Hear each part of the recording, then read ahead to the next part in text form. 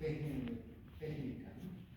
Fármaco, la técnica de fabricación de medicamentos, ¿no?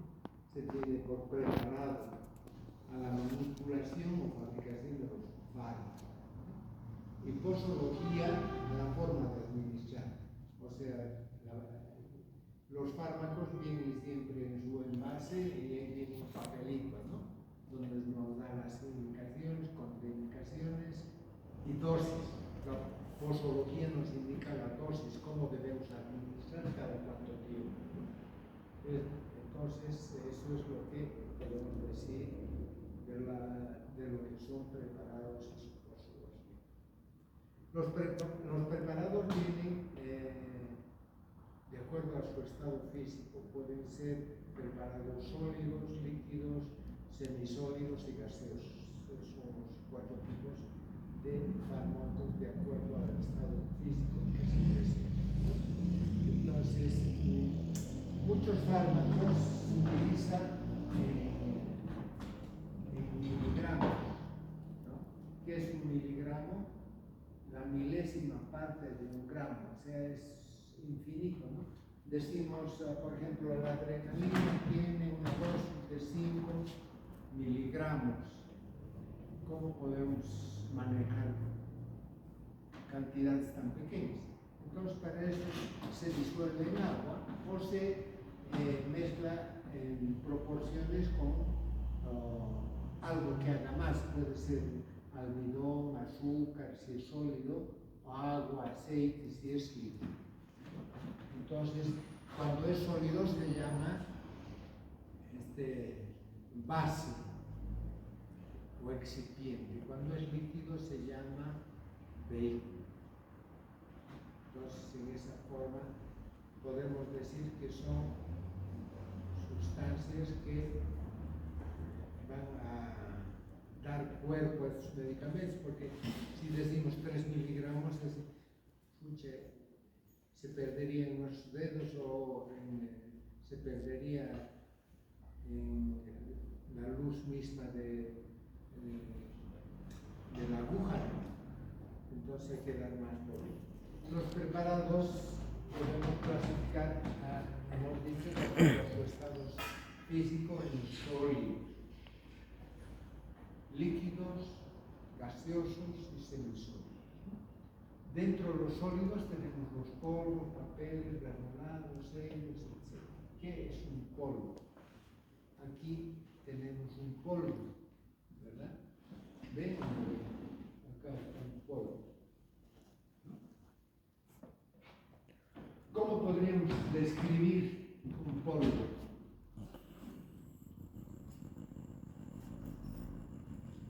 A ver, describan. Polvo.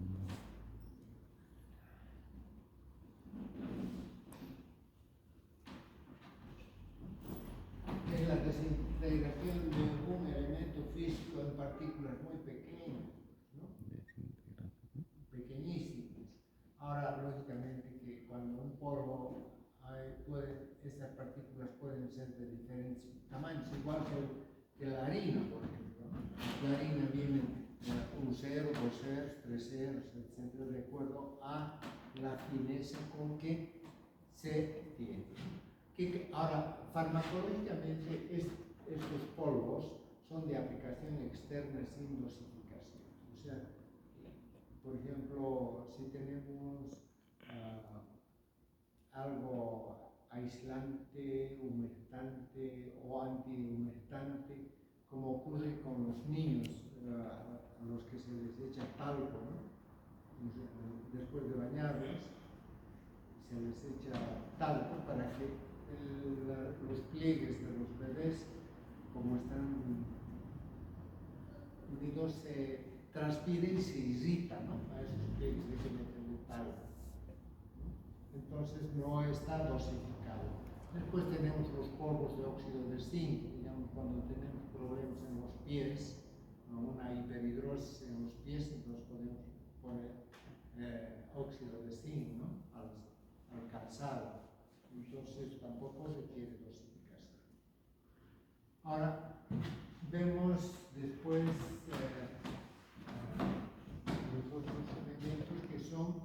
los papeles. Los papeles ya son medicamentos, polvos dosificados, ya no es como el polvo. Entonces ustedes han debido ver alguna vez sulfatiazol, en papelitos bien, dobladitos. Eso se llama papeles. Es ya de aplicación interna y está dosificado. Puede ser interno o externo, pero está ya dosificado. Después tenemos los sellos. Los sellos vienen polvos en unos sellos como sobres totalmente herméticos, en papel metálico, ¿no? Ahí tenemos los efervescentes. Se rompe ese sello y se echa en un vaso, ¿no? Este es un sello. Después tenemos los granulados, que son partículas más grandes que los polvos, ¿no? Entonces, por eso se llaman gránulos. Todos estos corresponden en realidad a polvos. Los polvos sin dosificación, polvos con dosificación, ellos tenemos los papeles, gránulos o sellos, yo diría, y sellos, ¿no? Después vienen las cápsulas.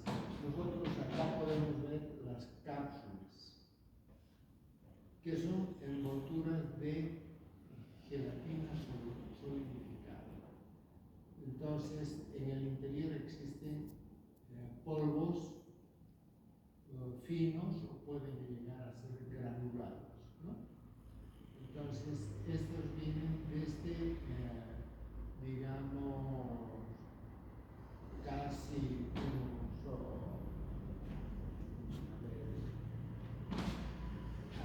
de 1 gramo a 100 miligramos. O sea, vienen cápsulas grandes de 1 gramo, 500 miligramos, unos más pequeños, de 250 y 100 miligramos, ¿no? Se vienen las cápsulas. Ahora, dentro de las cápsulas tenemos diferentes tipos de cápsulas. Las cápsulas, estas serían las cápsulas duras, que vienen de diferente color, ¿no? Acá podemos ver, eso identifica el medicamento, pero en un laboratorio, porque no está estandarizado ni está, digamos, reglamentado el uso de los colores de las cápsulas. Pueden dividirse en dos, y si dividimos, en el interior existe polvo, ¿no? Puede ser antibiótico, puede ser cualquier medicamento. Les he dicho que vienen diferentes tamaños, ¿no? Desde 100 miligramos a 1 gramo. Son de 3 tipos. Estas son las cápsulas duras, las cápsulas blandas, que tienen la misma forma, pero no están divididos en 2 porciones, porque aquí tenemos el contenido y la tapa, ¿verdad? Las cápsulas blandas tienen una sola cobertura de gelatina. En su interior existe aceite, porque como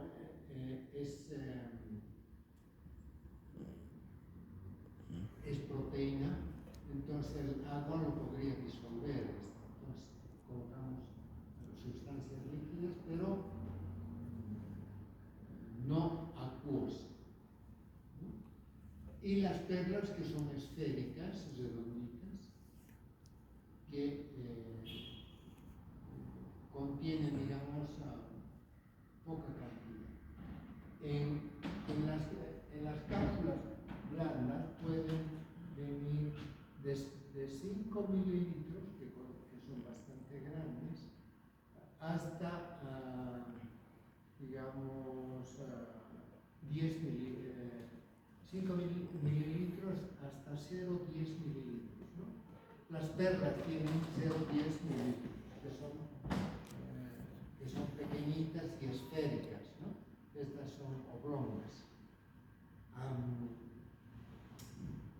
¿Cuál es el objeto, digamos, de estas cápsulas? Porque son, en realidad son cápsulas mismas, ¿no? Como una cápsula que va al espacio, ¿no? Una cobertura interior está, digamos, está el ser humano, una cápsula, también una envoltura que protege, aísla el medicamento. Ahora, ¿cuál es el objeto? Como medicamentos, muchos de estos medicamentos son de sabor muy desagradable, ¿no? Entonces, ocultan el sabor desagradable. 1, 2, que pueden ser, digamos, cápsulas entéricas, porque si introducimos el medicamento por vía digestiva, estas cápsulas solo se administran por vía digestiva, puede ser también pulmonar, pero eso lo vamos a explicar después.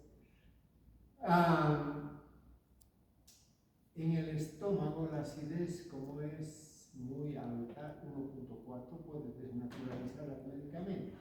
Entonces estas cápsulas pueden ser, digamos,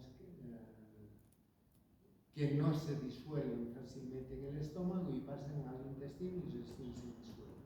Estas cápsulas se llaman cápsulas entéricas, ¿no? Se disuelven en el intestino.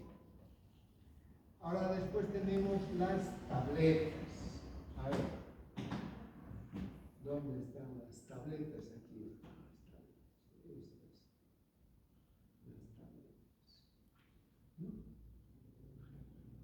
Tabletas o comprimidos. ¿Por qué se llaman tabletas? Porque se obtienen como tabletas por compresión. Se hace una masa del medicamento, ¿no? El principio activo y el fármaco. Y en esta tableta, después de hacer la masa, se obtiene en moldecitos por compresión, por eso se llaman comprimidos. Por compresión, y pueden tener diferentes formas, son multiformes, pueden tener esta forma discoidal, esférica, cuadrada, rectangular, y tienen diferentes tamaños. Las tabletas o comprimidos, porque se obtienen por compresión, ¿no? Después tenemos que preparados sólidos de liberación lenta, las pastillas. ¿Por qué se llaman de liberación lenta? Porque se va liberando el medicamento, digamos, lentamente conforme se va disolviendo, ¿no? Cuando administramos una pastilla, digamos, a nivel bucal, la pastilla no nos la tragamos, la pastilla está en la boca, ¿verdad? Generalmente la pastilla su base es de azúcar. Dentro del azúcar está el medicamento, pueden ser, digamos, aceites esenciales como las pastillas de menta, propóleo, en fin, tenemos diferentes pastillas, ¿verdad? Entonces estas pastillas se disuelven lentamente en la boca. Y se va liberando, digamos, estos aceites esenciales que tienen un efecto, digamos, antiinflamatorio, puede ser, o cualquier otro efecto, ¿no? Entonces, la base principal de la pastilla es el azúcar, ¿no? Cuando nos referimos a bases, sabemos que es el cuerpo del medicamento. Después de las pastillas tenemos los extractos. Los extractos en realidad es la obtención del fármaco a partir de las plantas o animales. se extraen primero se disuelven estos medicamentos, después de disolver estos medicamentos se saca el principio activo, después de sacar el principio activo se purifica y después se envasa, ¿no? Los extractos pueden ser sólidos o líquidos. Sólidos cuando se evapora el líquido, ¿no? Los que fabrican cocaína, ¿cómo liberan el líquido? Mediante lámparas, ¿no? Lámparas de luz. Entonces, evaporan, ¿no? Y de esa forma se obtiene ya, digamos, el polvo de cocaína o cualquier otro tipo de medicamento. Y por último tenemos los supositorios. Los supositorios son medicamentos cuya base es el petrolato, puede ser esperma de ballena, puede ser cera amarilla, cera blanca. Entonces, los supositorios, como están en este tipo de base no excipiente, en realidad es como grasa, ¿no? El petrolato es la vaselina. Entonces, se mezcla el principio activo del medicamento en esa vaselina y se obtiene también por compresión en moldes especiales. Y el supositorio tiene forma de bala, de tal manera que, más que de bala, que de cometa, diría, tiene una cabeza y una cola, ¿no? Entonces siempre hay que colocar el supositorio por la cabeza. Eso vamos a ver cuando estamos llevando vías de administración. Pero la base excipiente es para uso rectal, ¿no? Entonces generalmente utilizamos más en los niños. ¿Por qué utilizamos más en los niños? Porque los niños cuando se ponen un medicamento en la boca o lo escupen o lo muerden. Entonces, y si es feo todavía, pues, imposible, ¿no? Y las perras también cuando yo era pequeño nos daban aceite de resino, ¿no? Aceite de hígado de bacalao que olía re feo, que había que tomar, taparse la nariz y tomar y hacernos tomar a la fuerza, ¿no? Bueno, esos son los medicamentos sólidos, ¿no? Ahora vamos a hablar de los medicamentos líquidos. Si son medicamentos líquidos, vienen en soluciones. Dentro de estos tenemos los inyectables. Los inyectables, ¿por qué se llaman inyectables? Porque para colocar se inyecta a través de una aguja al interior del organismo. Podemos dar intramuscular, subcutáneo, intravenoso, por pulsión, ruptura de epitelio. Acá tenemos, digamos, los diferentes medicamentos, pero los principales, ¿cuáles son? Estas que están cubiertas de vidrio. Tenemos aquí vidrio polarizado y vidrio blanco. El vidrio polarizado nos sirve para que el medicamento esté más estable, no se descomponga por los rayos luminosos, ¿no? En cambio, el transparente es un medicamento más estable. Entonces, estos inyectables o estas ampollas pueden venir desde 1 mililitro hasta 25 mililitros, o sea, ampollas así grandes. Pero esas ampollas así grandes más colocamos por vía intravenosa, porque, a ver, si colocamos 25 mililitros en la nalga, ¿qué pasaría? A algunas chicas les gustaría, ¿no? Porque les hace más grande la nalga. No. Es generalmente es para colocarse en vena o para colocar en vena. Entonces, estas ampollas vienen de 1 mililitro hasta 25 mililitros. ampollas que vienen desde 50 mililitros, desde 5 mililitros a 50 mililitros. Vienen separados el líquido, que puede ser agua destilada, y el polvo en un frasco, por eso se llama frasco ampolla. El líquido viene en la ampolla y en el frasco viene el polvo, se mezcla y se... Esto, ¿por qué viene en esta forma? ¿Por qué no viene directamente ya mezclado, ¿no? Para almacenar tiene mayor estabilidad, ¿no? En esa forma. En forma de polvo es más estable, tiene más tiempo de almacenamiento y tiene más tiempo de expiración, ¿no? O sea, cuando los fármacos siempre tienen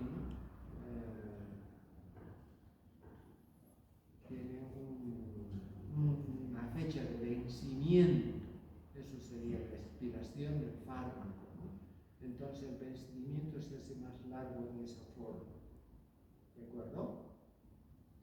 En otros países, como se utiliza, hay tanta gente y se utiliza, ya vienen directamente esos que ya no vienen en frasco ampollas, ¿no?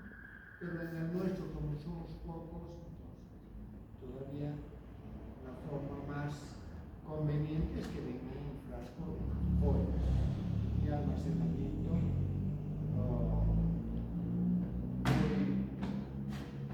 bastante más largo, ¿no? Después tenemos los frascos que vienen ya en bases grandes de 250, 500 y 1000 mililitros o 1 litro, ¿no? O sea, ahí tenemos los sueros, ¿no? Los pequeños, medianos y los grandes, que es de 1 litro. Los sueros generalmente se administran por venoclisis, no podemos administrar ni por vía intramuscular ni por otra vía, sino directamente en vena. Bien, después tenemos los jarabes. Es una solución concentrada de azúcar, puede ser medicamentoso, ¿no? Eso es.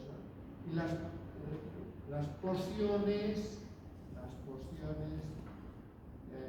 son lo mismo que el jarabe, un poquito de menos concentración, pero que pueden tener uno o más medicamentos. Las pociones son, acá digamos podemos ver cómo es una poción, ¿no?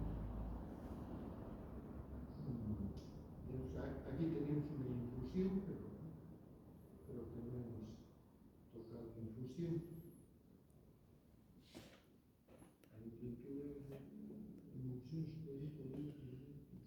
Infusión es un té, es la extracción de un principio activo mediante el agua caliente, es una infusión. El té, café, infusiones. Mate de coca, mate de manzanilla, son infusiones. Entonces, después vienen los mucílagos, sustancia líquida de origen vegetal, espesa, viscosa, jugosa, ¿no? Las emulsiones son medicamentos líquidos, resulta de la mezcla de sustancias medicamentosas insolubles entre sí, como el agua con el alcohol, agua, aceite. Después viene la suspensión. Es una solución en la cual el soluto no se disuelve en el solvente, ¿no? O sea, para administrar, por ejemplo, la suspensión hay que agitar, ¿no? Entonces, para mezclar bien el soluto y, bueno, el soluto que no se disuelve, ¿no? Es por eso que cuando se deja en reposo, precipita la suspensión. Entonces tenemos ese tipo de medicamentos. Los colibrios son soluciones aplicación ocular. El linimento es un medicamento líquido, ¿no? Cuya base puede ser de aceite o bálsamo de aplicación externa con fricción. Y la loción es una solución hidroalcohólica que es de aplicación externa sin fricción. Entonces esa es la diferencia entre linimento y loción. La segunda es solución hidroalcohólica, ¿no? A ver, una loción, la loción aftershave, ¿no? O sea, la loción se coloca, los perfumes. Las tinturas son compuestos que se obtienen a partir de vegetales o animales, pero son soluciones muy concentradas, pueden ser heroicas o no heroicas. Las no heroicas están disueltas 100 o 10 gramos del principio activo en 100 mililitros de líquido, ¿no? Entonces, este líquido puede ser una solución hidroalcohólica, glicerinada, entonces, o balsámica. Entonces, cuando es una solución más concentrada, o sea, 20 gramos en 100 mililitros, entonces es concentradísima y se llama tintura heroica. De ahí viene heroína. Es una solución concentrada como es la morfina. Extractos fluidos. Extractos de la obtención es igual que los sólidos, solamente sin evaporación, ¿no? Los alcoholes aromáticos, a ver, es una distinción de aceites esenciales en alcohol. A ver, alcoholes aromáticos, ¿cómo sería? A ver, un ejemplo de alcohol aromático, un perfume, ¿no? Y el elixir es una solución hidroalcohólica, pero es una solución ya, digamos, histórica, ya no existe el elixir como forma medicamentosa. Nosotros podemos leer en algunas novelas, sobre todo novelas o películas de ciencia ficción o de aventuras, donde se tiene el elixir, por ejemplo, el elixir de la larga vida, ¿no? Entonces, ¿qué es un elixir? Elixir es una solución hidroalcohólica azucarada, aromatizada, multimedicamentosa, le echan de todo ahí, ¿no? Bien. Después tenemos las semisólidas, en estas tenemos las pomadas. Las pomadas es una sustancia semisólida, untuosa, adherente, que puede utilizarse, digamos, en forma externa con fricción. La base de estas pomadas pueden ser oleosas. Aquí dice oleaginosas, pero es mejor ponerle oleosas porque oleaginosas parecen granos, ¿no? Cereales, oleaginosos. ¿Por qué son? Los granos tienen aceite, ¿no? Los granos de algodón, de girasol, todos estos son oleaginosos porque tienen aceites, ¿no? Pero nosotros vamos a oleosas, vamos a decir, dentro de las cuales tenemos la cera blanca, la cera amarilla, la vaselina, esperma de ballena. Esos son, o sea, digamos, oleosas porque son como manteca casi, ¿no? Después las absorbentes, tenemos la lanolina, que es un aceite que se saca de la lana de los polvos. Emulsiva tenemos la crema, que es una crema, es una solución, digamos, de dos elementos oleosos de aspecto un poco más líquido que la pomada. Las hidrosolubles tenemos polietilenglicol. Las pastas, a ver un ejemplo de pasta. La pasta dental. ¿Por qué está mezclado? Está mezclado por carbonato de calcio más una pomada en base a detergente, puede ser. Ahora, a mitad, o sea, mitad de sólido, mitad de polvo y mitad de pomada. Por eso cuando se aprieta, digamos, el envase de la pasta dental, sale dengue. Después tenemos las cremas jaleas. Ya esto hemos hablado de cremas. Y la jalea es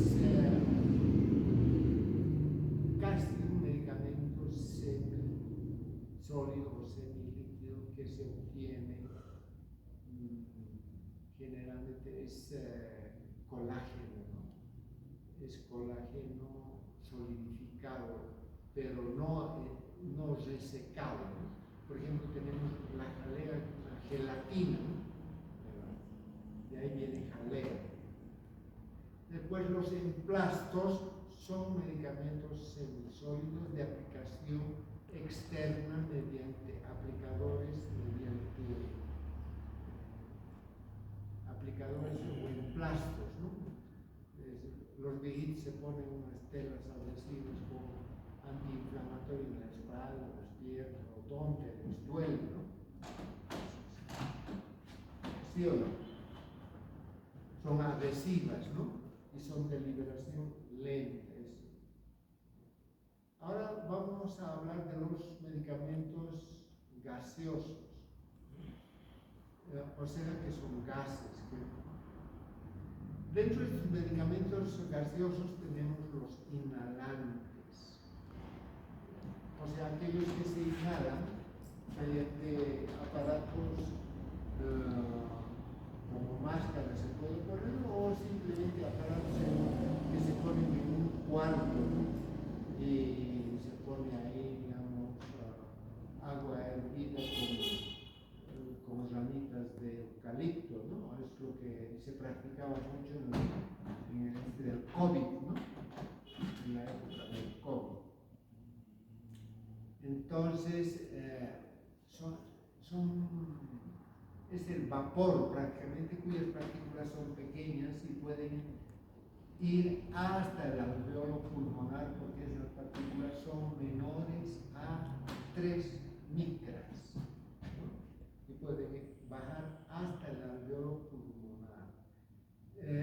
Los aparatos que se administran por inhalación son los nebulizadores. Lo que les decía, en la época del COVID se utilizaba esto bastante, ¿verdad?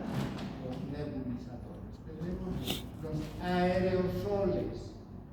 Los aerosoles es un poco similar a los inhaladores, pero las partículas son mayores. En este caso no utilizamos, digamos, estos inhalantes, sino utilizamos un propelente, ¿no? Que es un gas que expulsa al líquido, ¿no? Entonces, cuando tenemos estos aerosoles los asmáticos usan, ¿no? Se ponen en la boca, un broncodilatador se pone a través de eso. Entonces, estos aerosoles tienen como propelente o el gas propelente el tricloromonofluorometano, difluorometano o tricloro tetrafluoroetano.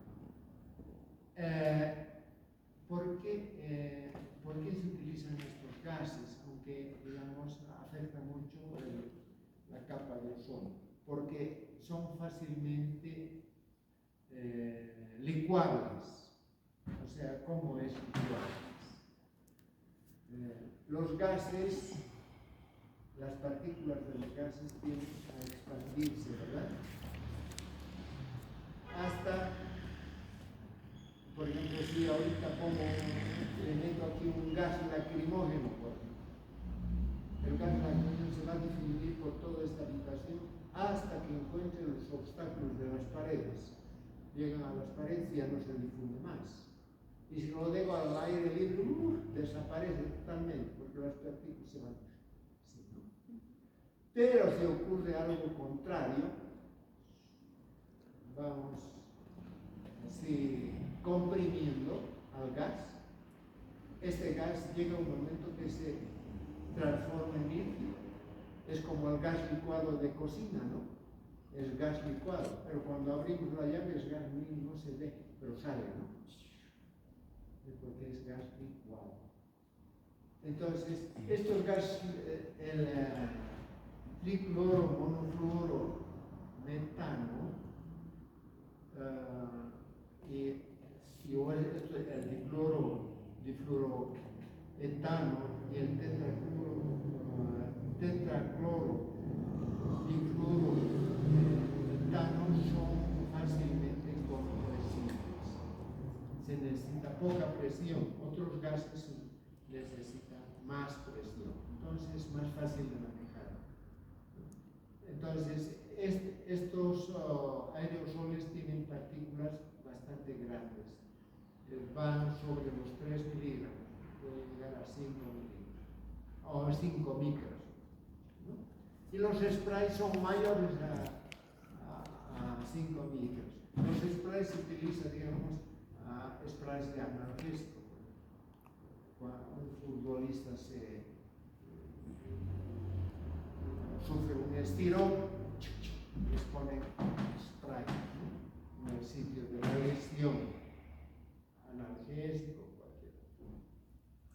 Muy bien, con eso hemos terminado lo que corresponde a preparar los líquidos, pomadas, hidrosolubles, inhalantes, aerosoles y sprays. Hemos terminado lo que corresponde a formas medicamentosas. ¿Qué hora es? Menos cuarto. Vías de administración. Las vías de administración son los lugares de aplicación del medicamento. Las vías de administración pueden ser directas o indirectas. Las vías de administración directas, ¿cuáles serían? ¿Por qué se llaman directas? Porque van directamente casi al medio interno, con una fracción de epitelio con aguja. Y las mediatas a través de la piel, de la boca, del colirio, a través del recto, vagina, en fin, ¿no? A través de las diferentes mucosas. Por eso se llaman mediatas o indirectas, ¿no? Entonces se empieza por la vía digestiva. La vía de administración más importante es la vía digestiva. Todo damos por vía bucal casi. Por vía parenteraria, el que le metan una aguja ya es una incomodidad, ¿verdad? Bien, entonces la vía digestiva tiene ventajas y desventajas. Su administración sencilla, ¿no? No se necesita aparatos ni una tercera persona. Económica, ¿no? No requiere de otras personas.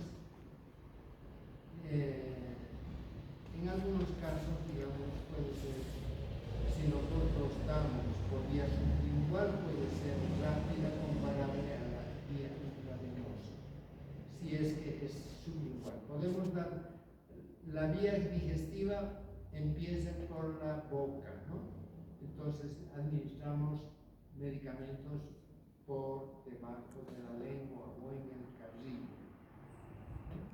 Entonces, esta administración es económica, sencilla, rápida, ¿no? Y evita el fenómeno del primer paso. En caso de tener fenómenos tóxicos, se le dice que escupa y no escupe, ¿no? O sea, fácil remoción, ¿no? Entonces, ¿por qué, digamos, es comparable con la vía intravenosa? ¿Por qué será que es comparable con la vía intravenosa?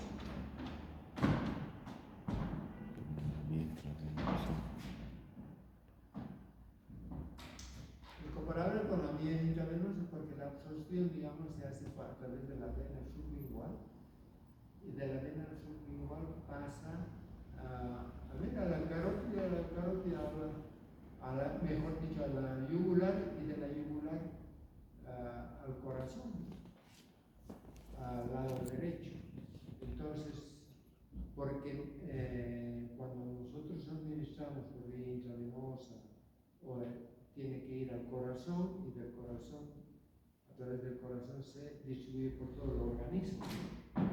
Entonces, por eso es comparable, decimos, a la vía intravenosa. Ahora, tiene desventajas. ¿Cuáles serán desventajas? Está circunscrita a un reducido número de medicamentos. A ver, ¿por qué está reducido a un número reducido de medicamentos? Porque la boca es un órgano de digestión y paso rápido de los medicamentos y también de los alimentos, ¿no? Rápido paso. Ahora, si se absorben, digamos, a nivel de la boca, es porque el paciente no tiene que tragarlo, ¿no? Tiene que mantenerlo en la boca. Lógicamente que a los niños no se les va a poder decir mantener esto en tu boca, ¿no? Es difícil, se lo va a tragar. Entonces, el coeficiente de partición no es muy bueno para todos los fármacos, ¿no? Tienen que ser muy liposolubles, poco ionizados, con muy buen coeficiente de partición lípidos-agua.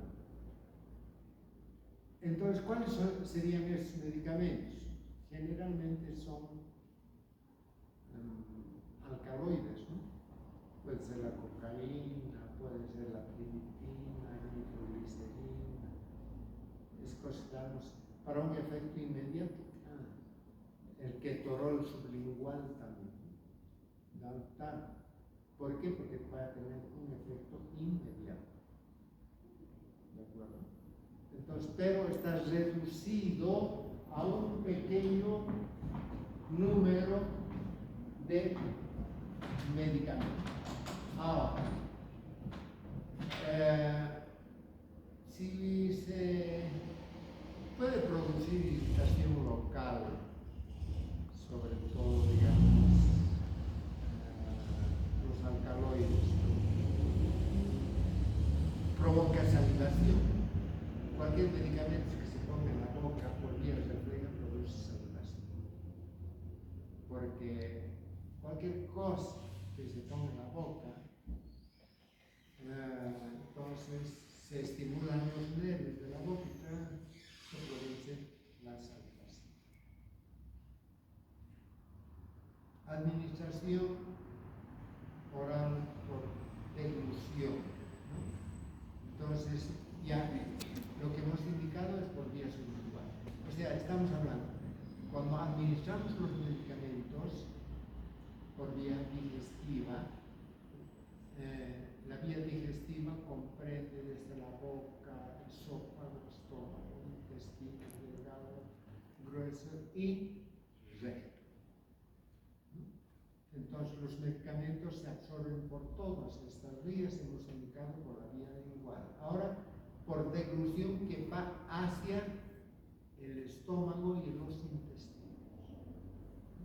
Entonces tiene ventajas y desventajas, es fácil, es económica, su absorción, digamos, es casi completa, no es comparable a la vía intravenosa o a vías inmediatas.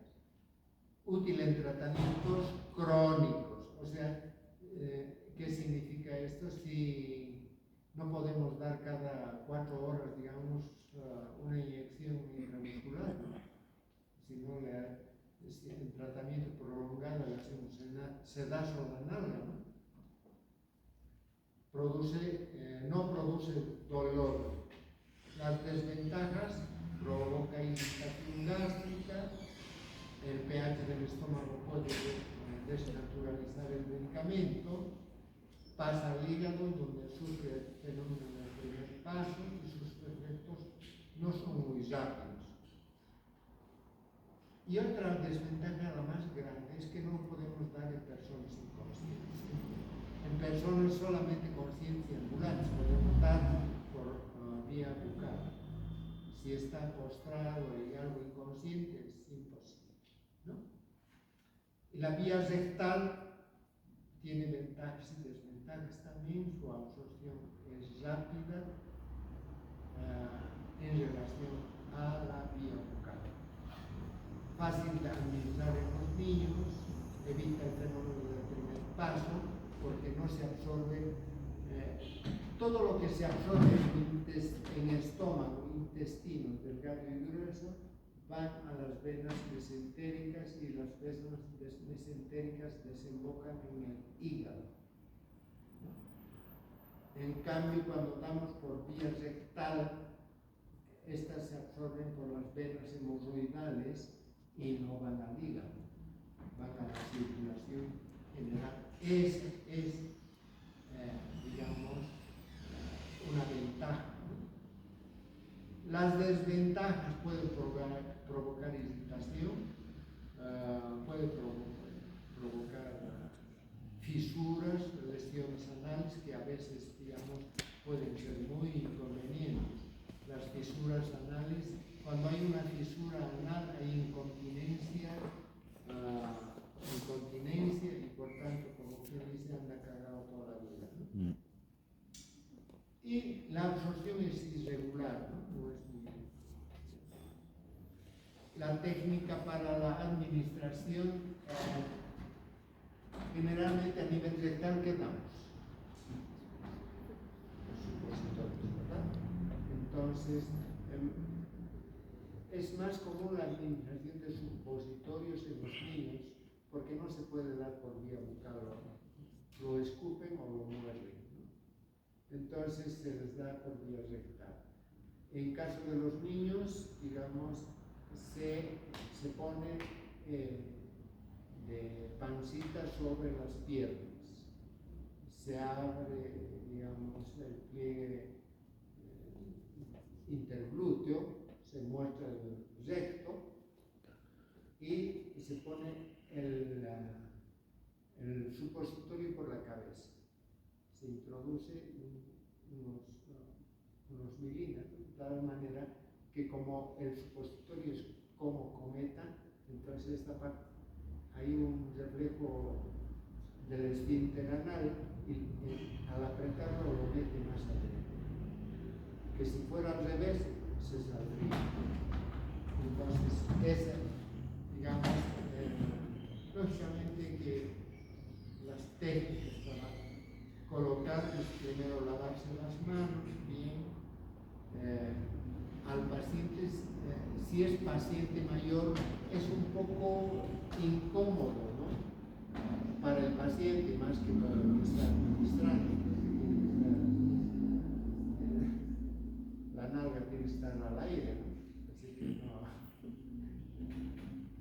Generalmente uno puede autoadministrar los supositorios, ¿no?